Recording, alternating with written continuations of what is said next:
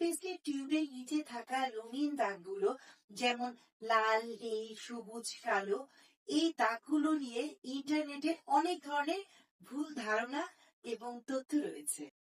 যেমন সবুজ মানে প্রাকৃতিক, নীল মানে প্রাকৃতিক এবং ঔষধ, লাল মানে প্রাকৃতিক এবং রাসায়নিক, আর কালো মানে পুরোটাই রাসায়নিক।